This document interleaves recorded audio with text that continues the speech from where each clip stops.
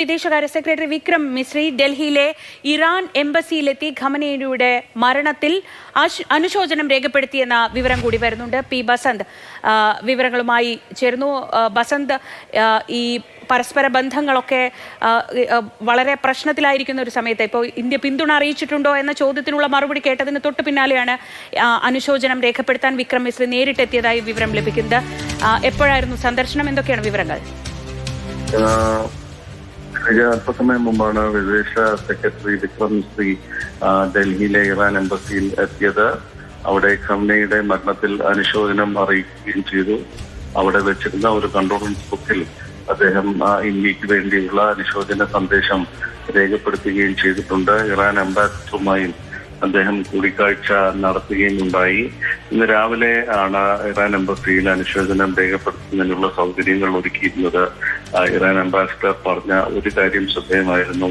ഇന്ത്യയിൽ നിന്ന് ഒരു സന്ദേശവും ഞങ്ങൾക്ക് ഇതുവരെ ലഭിച്ചില്ല എന്നുള്ള ഒരു നിർണായകമായ ഒരു പ്രസ്താവന അദ്ദേഹത്തിന്റെ ഭാഗത്തു നിന്ന് ഉണ്ടായതിന് തൊട്ട് പിന്നാലെ ഇന്ത്യയുടെ വിദേശ സെക്രട്ടറി തന്നെ ഈ മതത്തിൽ അദ്ദേഹം അനുശോചനം രേഖപ്പെടുത്തുകയും ചെയ്തിരിക്കുന്ന ഔദ്യോഗികമായിട്ടാണ് ഇപ്പോൾ ഇന്ത്യ ഖമനയുടെ മരണത്തിൽ അനുശോചനം രേഖപ്പെടുത്തിയിരിക്കുന്നത് എന്നത് കൂടിയുണ്ട്. കഴിഞ്ഞ ഏതാനും ദിവസമായി ഇതുമായി ബന്ധപ്പെട്ട ചർച്ച ഉണ്ടായിരുന്നു. എന്തുകൊണ്ട് ഇന്ത്യ അനുശോചനം അല്ലെങ്കിൽ ഈ സംഭവത്തെ അപലപിക്കുന്നില്ല തുടങ്ങിയ തരത്തിലുള്ള ആരോപണങ്ങൾ ഉയർത്തിയിരുന്നു. ഇന്ന് പ്രതിപക്ഷ നേതാവ് രാഹുൽ ഗാന്ധിയും ഈ ഇന്ത്യയുടെ മൗനത്തെ ചോദ്യം ചെയ്യുന്ന ഒരു സാഹചര്യം ഉണ്ടായ ഒരു ഘട്ടത്തിലായപ്പോൾ വിദേശ സെക്രട്ടറി നേരിട്ട് തന്നെ ഇറാൻ എംബസിയിൽ എത്തുകയും അനുശോചനം രേഖപ്പെടുത്തുകയും ചെയ്തിരിക്കുന്നത്.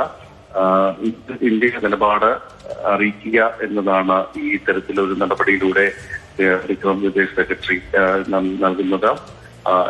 ഈ ഇറാനെ സംബന്ധിച്ചിടത്തോളം ഇന്ത്യയും ഇറാനും തമ്മിലുള്ള ഒരു ഊഷ്മളമായ ബന്ധം ഇപ്പോൾ വിളക്കി ചേർക്കേണ്ട ഒരു ആവശ്യം കൂടി ഇപ്പോൾ ഇന്ത്യക്ക് ഉണ്ടായിരിക്കുന്നു എന്നുള്ളതാണ് ഇതിൽ നിന്ന് മനസ്സിലാകുന്നത്. പി ബസന്താണ് വിവരങ്ങൾ നൽകിയത്.